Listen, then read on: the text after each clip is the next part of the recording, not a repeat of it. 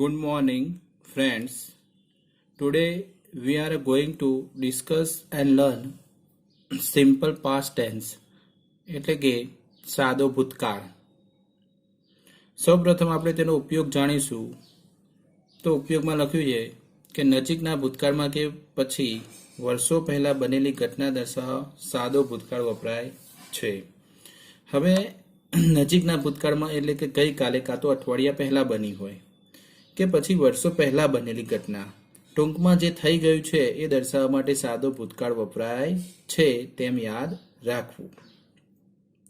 હવે સૌ પ્રથમ આપણે તેના હકાર વાક્ય વિશે જાણીશું. હવે હકાર વાક્ય શીખતા પહેલા આપણે જે બોક્સ બનાવીએ છીએ એ બોક્સ ઉપર ખાસ ધ્યાન આપીશું. તે બોક્સમાં તમે જુઓ છો કે ભાઈ સહાયક ક્રિયાપદ શું મૂક્યું છે. આપણે બોક્સની અંદર સહાયક ક્રિયાપદ અને ક્રિયાપદ અલગથી દર્શાવીએ છીએ. તો સહાયક ક્રિયાપદ શું છે? તો સહાયક ક્રિયાપદ હોતું નથી. સાદા ભૂતકાળના હકાર વાક્યમાં સહાયક ક્રિયાપદ હોતું નથી. હવે ક્રિયાપદ, તો ક્રિયાપદ કેવું આવશે? તો ક્રિયાપદનું ભૂતકાળનું રૂપ વાપરવું એટલે કે V2 વાપરવાનું થશે. હવે મિત્રો V2 એટલે V2 કેટલા પ્રકારના હોય છે? તો આપણે એ પણ જોઈ લઈએ કે V2 કેવી રીતના બનતું હોય છે. તો આપણે જોઈશું કે ભૂતકાળનું ક્રિયાપદ બે રીતે બનાવી શકાય. V2 બે રીતે બનાવી શકાય. એક તો હોય અનિયમિત ક્રિયાપદો અને એક ઈડી લગાડવાથી અને અનિયમિત ક્રિયાપદો. હવે અનિયમિત ક્રિયાપદો જોઈએ કે જેમાં નિયમ ના લાગુ પડે એને શું કહેવાય? અનિયમિત ક્રિયાપદો. જેમાં ગો, વેન્ટ, ગોન, રાઇટ, રોટ, રિટર્ન આ બધું તમે સાંભળી ચૂક્યા છો, બરાબર? તો અહીં જે વચ્ચેની લાઈન છે એ કઈ છે? પાસ્ટની છે. તો આ ભૂતકાળની જે આ વચ્ચેની લાઈન છે એ આ સાદા ભૂતકાળમાં વાપરવાની છે.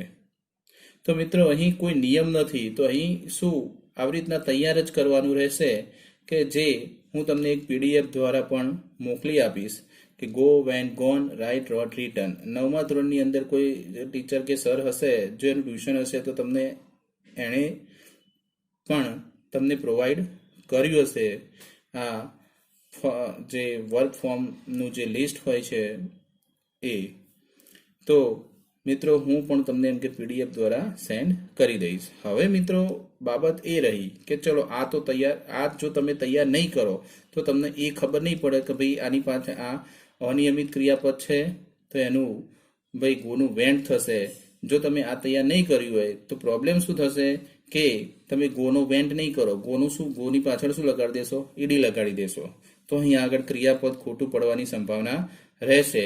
એટલા માટે સૌપ્રથમ અનિયમિત ક્રિયાપદો તૈયાર કરવા, ત્યાર પછી ઈડી લગાડવાના જે નિયમો છે એ તૈયાર કરવાના રહેશે. ઈડી વાળા ક્રિયાપદો એટલે કે ઈડીના નિયમો તૈયાર કરી દેવા એટલે કે ઈડીના વાળા ક્રિયાપદો તૈયાર. હવે જુઓ કે ઈડીના નિયમો કયા છે.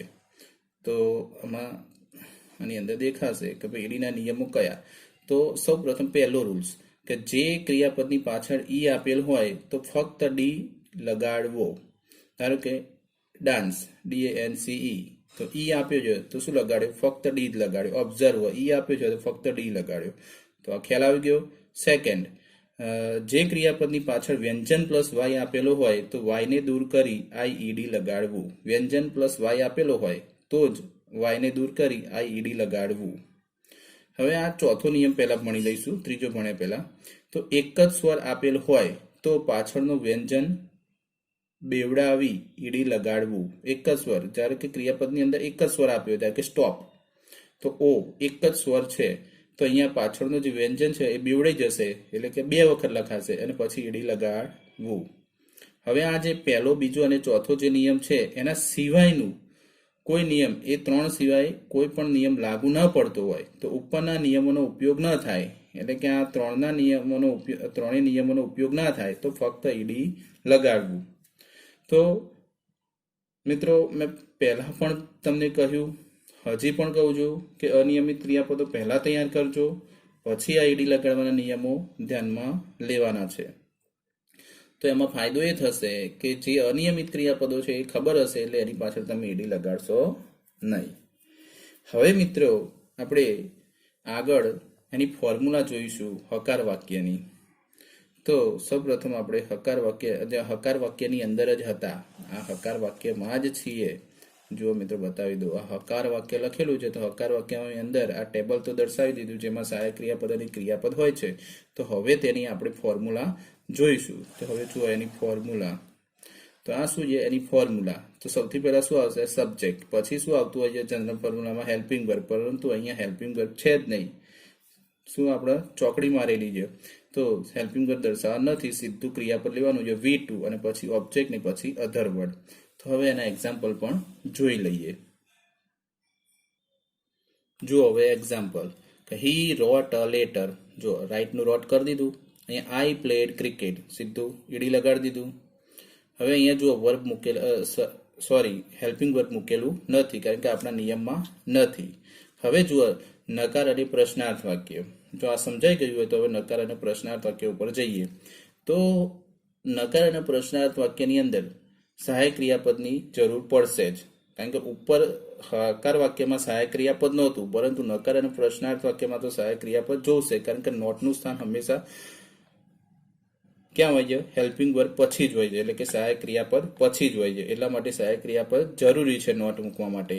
તો અહીં સહાયક ક્રિયાપદ શું આવશે ભાઈ? ડીડ વાપરવાનું છે. અને ક્રિયાપદ કેવું વાપરવાનું? V1 વાપરવાનું. બરાબર. તો અહીંયા એક નોંધ પણ છે. તો નોંધ પણ ધ્યાનમાં લેવાની કે જે વાક્યમાં ડીડનો ઉપયોગ થાય તે વાક્યમાં ક્રિયાપદનું મૂળ રૂપ વાપરવું. આમ પણ યાદ રાખવું. ક્લિયર? હવે આપણે એની નકારની ફોર્મ્યુલા જોઈશું. તો નકારની ફોર્મ્યુલા શું છે?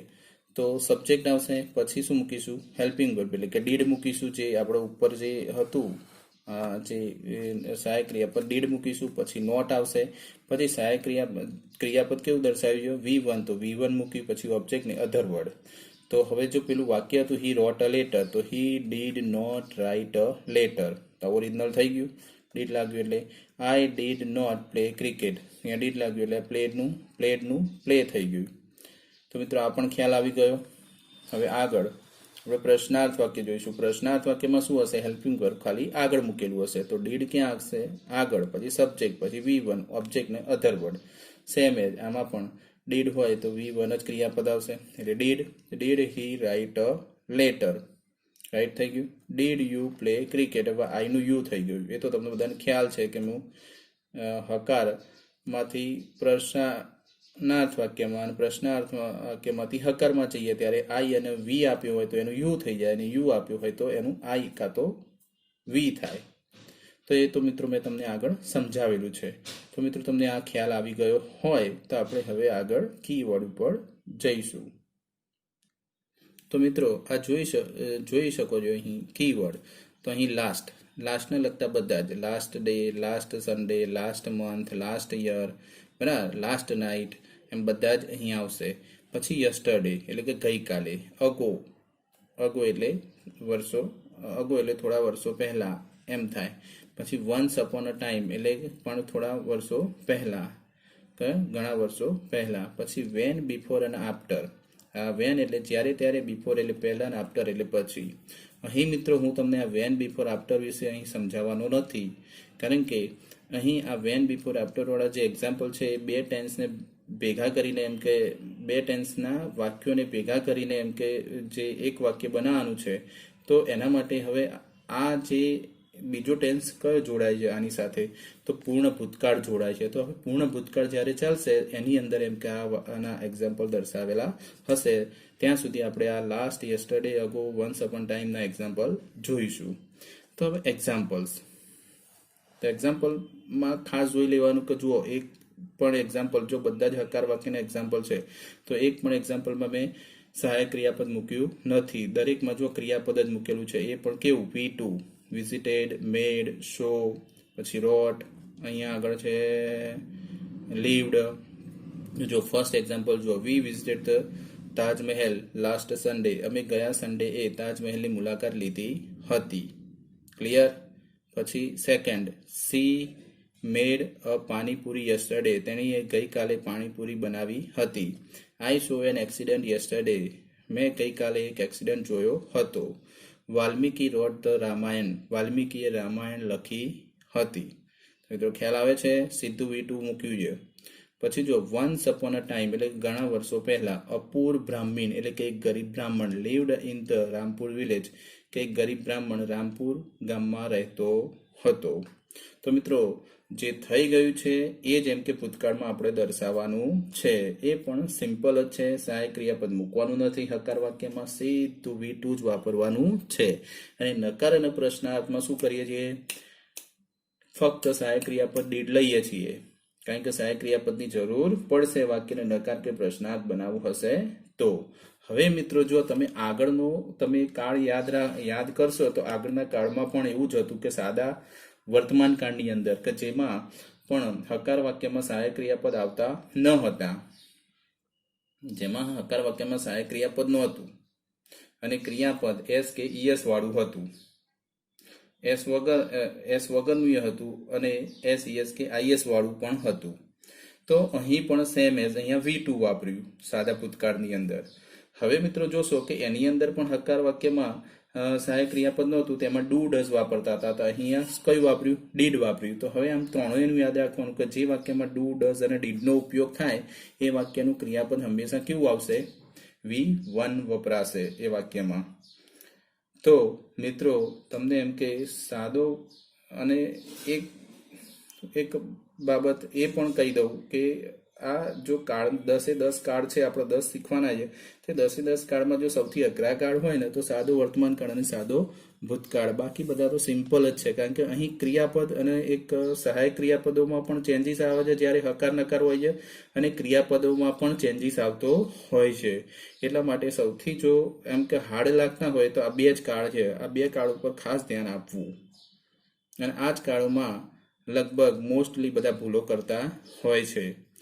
તો આઈ હોપ કે તમને સમજાઈ ગયું હશે. તો મિત્રો અમારી પાછળ જેમ અમે ચલાવીએ છીએ એમ મહેનત પણ કરતા રહેજો. Best of luck and thank you and all the best.